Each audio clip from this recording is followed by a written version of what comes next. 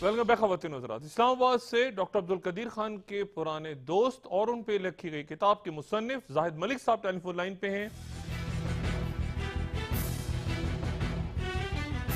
जाहिद मलिक साहब अस्सलाम वालेकुम। वालेकुम सलाम जी। जाहिद मलिक साहब, ये बयान कीजिएगा कि डॉक्टर अब्दुल कदीर खान पे पाबंदियां और नरमी के हवाले से जो खबरें आई हैं, पहले ये बयान कीजिएगा कि क्या पाबंदियां हैं डॉक्टर अब्दुल कदीर खान पे इस वक्त? मजमूई तौर पर डॉक्टर साहब मैं अर्ज करूंगा जो उन पर पाबंदियां आज से 2 साल पहले थी जी वो अब तक मौजूद हैं, बरकरार हैं। पाबंदियां उन पर ये हैं कि कोई भी शख्स उनके जो अजीज व कारब हैं, उनकी हमशीरा मोहतरमा हैं जो कि कराची में होती हैं, उनके भाई साहब हैं, वो जो भी मिलना चाहे उसके लिए बाकायदा उनको दरख्वास्त देनी पड़ती है और मुतलका हुकाम अगर उसकी मुलाकात की इजाज़त दे दें तो मुलाकात का वक्त मिलता है और मुलाकात कितनी देर जारी रहेगी ये सब कुछ पहले तय होता है। अलबत्ता 2 डॉक्टर साहिबान ऐसे हैं जो KRN हॉस्पिटल में काम करते हैं, वो हफ्ते में एक दफ़ा उनसे मुलाकात के लिए जाते हैं। डॉक्टर साहब की जो रिहाइश गाह है इस्लामाबाद में, वो मरकज में है, कहीं बाहर रहते हैं इस्लामाबाद से? कहाँ पे उनकी रिहाइश गाह, किस जगह पे है? वो ई सामन का जो इलाका है जी, जी और फैशन भी फैसल मास्क जो है अच्छा वहाँ उनकी रिहाइश है। शुरू से वही उनका मकान है जिसके बारे में बहुत प्रोपेगेंडा किया गया कि बहुत बड़ा महल है।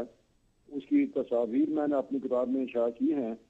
एक आम सा मकान है जिस तरह के आम से इस्लामाबाद में रहने वाले लोगों का होता है। उस मकान में वो रहते हैं और साथ उनकी बेगम साहबा जो हैं वो रहायश पजीर है। अच्छा, सिर्फ 2 लोग हैं और बाकी मुलाजमीन हैं साथ, या कोई हसास अदारों के लोग रहते हैं उनके घर में? और कुल कितने अफराद हैं डॉक्टर अब्दुल कदीर खान के अलावा? उनके अलावा कोई और वहाँ साहब नहीं है। पहले ये होता था कि शाम को 5-6 बजे के करीब डॉक्टर साहब अपने घर के बरामदे में और बाज़ औक़ात सहन में आके बैठ जाते थे और साथ मकान के जो दीवार के साथ ही फुटपाथ है, शाम को वहाँ बहुत से लोग गुजरते हैं और ख्वातीन और हजरात जो हैं वो वॉक करते हैं। बहुत से सरकारी मुलाजमीन हैं, तो डॉक्टर साहब उन लोगों को देख लिया करते थे, उनका कुछ दिल बहल जाया करता था और उनमें से कुछ लोग जो हैं वो तो अपना मुंह दूसरी तरफ करके गुजर जाते थे, लेकिन कुछ लोग ऐसे भी हैं जो कि उस तरफ डॉक्टर साहब तरफ देख के उनको सलाम करते थे और वो भी जवाब देते थे। इस तरह थोड़ा सा उनका दिल बहल जाता था। ये कितने कितने देर से पहले की बात है ये जाहिद साहब? ये कोई 5-6 महीने से पहले ये एक अच्छा सिलसिला था। अच्छा यानी ये उनको सहूलत थी कि वो अपने मकान के सहन में आके या बरामदे में, जो जैसे कि आप जानते हैं बरामदा कदरे सहन से ऊंचा होता है, तो वहाँ वो कुर्सी बिछा के बैठ जाते थे और बाहर से आने जाने वाले लोगों को देख सकते थे। लेकिन अब उस दरवाजा जो है जिसे हम मेन दरवाजा कहते हैं, जिससे गाड़ी जो है मकान के अंदर दाखिल होती है, जो आमतौर पर लोहे का दरवाजा होता है, उस पर एक चिप तान दी गई है और अब वो जो सिलसिला था देखने दिखाने का वो खत्म हो चुका है जी। अच्छा, टीवी, अखबारात, टेलीफोन, ये सहूलियात भी नहीं है डॉक्टर अब्दुल कदीर खान के पास? ये सब सहूलतें उनके पास हैं अच्छा और उनके पास कंप्यूटर की सहूलत मौजूद है, इंटरनेट की सहूलत मौजूद है, अखबारात भी वो देखते हैं और बाज़ अहबाब को वो खतूत भी लिखते हैं। लेकिन चूंकि जैसे आपके इल्म में है और ये दुनिया भर में होता है, जब इस तरह के लोग हिरासत में रखे जाते हैं, उनकी नकलो हरकत, यानी कि नकलो हरकत से मेरी मुराद है मकान के अंदर जो नकलो हरकत होती है उस पर भी नजर रखी जाती है, जिससे मजीद मुराद ये है कि कैमरे लगे होते हैं, बगिंग सिस्टम होती है और ये चूंकि हिसास मामला है, मैंने इस हवाले से डॉक्टर साहब मुतलका शख्सियात से कई मरतबा बात की है और आला सतह पर भी बात की है।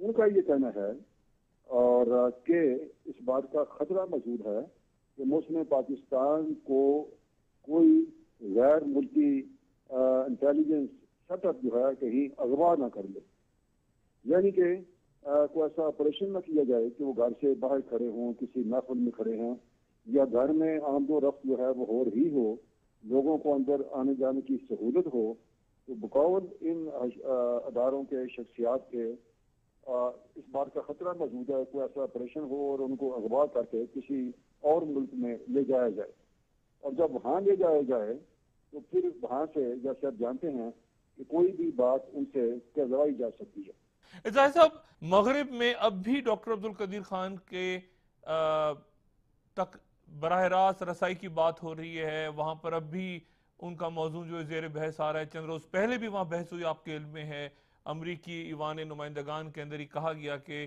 ڈاکٹر عبدالقدیر خان تک پہنچنے کی اجازت دی جائے بیرونی دنیا کو۔ تو کتنے پاکستان کہتا ہے کہ ہم ظاہر ہے کہ جو بھی بات ہے ڈاکٹر عبدالقدیر خان سے وہ خود کریں گے، کسی اور کو اجازت نہیں دیں گے۔ کتنے امکانات ہیں اس بات کے کہ یہ معاملہ واقعی آگے جا کے کوئی عملی رخ اختیار کرے اور ڈاکٹر عبدالقدیر خان تک پہنچنے کا دباؤ بڑھایا جائے یا کوئی اور راستہ ڈھونڈا یہ جائے؟ جو دباؤ ہے یہ ڈاکٹر خان کے خلاف نہیں ہے، یہ دباؤ پاکستان کے ایٹمی پروگرام کے خلاف ہے۔ جو کچھ آج کل ایران میں ہو رہا ہے اس سے آپ بخوبی واقف ہیں، پوری دنیا واقف ہے۔ میں نہیں سمجھتا کہ پاکستان کا جو ایٹمی پروگرام ہے اسے بہت سے جو لوگ ہیں، بہت سے ممالک ہیں، آسانی سے ہضم کر لیں گے آگے جا کے۔ یعنی کہ پاکستان کا ایٹمی پروگرام ہے یہ ایک نشانہ بنا رہے گا آنے والے کئی برسوں تک۔ اب اس کے لیے کوئی نہ کوئی بہانہ چاہیے۔ ایک بہانہ یہ ہے کہ ہمیں کچھ معلومات چاہیے، دوسرا بہانہ یہ ہے جو انتہائی مسخرہ خیز ہے کہ پاکستان کے جو ایٹمی اثاثے ہیں یہ دہشت گردوں کے اور انتہا پسندوں کے ہتھے چڑھ جائیں گے۔ یہ عجیب و غریب بات ہے کہ جب تک پاکستان برس ہا برس پاکستان یہ پروگرام اپنا تکمیل تک پہنچاتا رہا، کسی کو کانوں کان خبر نہیں ہوئی۔ اور جب بھارت نے دھماکے کے لیے پوکھران میں 11 اور 13 مئی 1998 کو، اس وقت بھی بھارت کو یہ خیال تھا اور اس وقت بھی یہ امریکہ کو خیال تھا کہ پاکستان بلف کر رہا ہے، پاکستان کے پاس یہ صلاحیت نہیں ہے۔ تو اس حد تک پاکستان کا پروگرام ایک خفیہ پروگرام تھا۔ اس لیے یہ کہنا، یہ الزام تراشی کرنا ایک، جیسے میں نے عرض کیا کہ انتہائی مسخرہ خیز بات ہے کہ پاکستان کے ایٹمی اثاثے یہ کہ بچوں کے زاہد ولی صاحب، یہ بتائیے گا کہ آپ کی ڈاکٹر عبدالقدیر خان سے نظر بندی کے دوران کبھی ملاقات ہوئی؟ جی نہیں۔ اچھا، وہ خود مطمئن ہے اس تمام صورتحال سے ڈاکٹر عبدالقدیر خان، یا پریشان ہے؟ مطلب خود مطمئن ہے، وہ خود سکون سے رہ رہے ہیں؟ مطمئن تو آپ نہیں کہہ سکتے، آپ خود بھی ماشاءاللہ تصور کر سکتے ہیں جو آدمی ایک محبوس ہے اور 2-3 سالوں سے ہے وہ کس طرح مطمئن ہو سکتا ہے۔ میں سمجھتا ہوں، میری ذاتی جو رائے ہے یا تجویز ہے کہ میں سمجھتا ہوں جسے ہم کہتے ہیں پالیسی پلاننگ، حکومت پاکستان کی بہت سی ایسی چیزیں ہوتی ہیں، اسٹیل مل ہے، اس کی جو پیداوار ہے اس کو بڑھایا جانا مقصود ہے، بہت سی چیزیں ہیں جس میں میرے نزدیک جو ڈاکٹر صاحب کی مہارت ہے، ان کی تعلیم ہے، ان کی ایکسپرٹیز ہے، اس سے قوم کو فائدہ اٹھانے کا موقع دینا چاہیے۔ یہ جو مغرب میں بات کہی جا رہی ہے کہ ڈاکٹر صاحب کے جانے کے باوجود نیٹ ورک اپنی جگہ موجود ہے، اس کے بارے میں آپ کیا کہیں گے؟ وہ کہتے ہیں کہ ڈاکٹر عبدالقدیر خان چلے گئے لیکن نیٹ ورک موجود ہے اب تک۔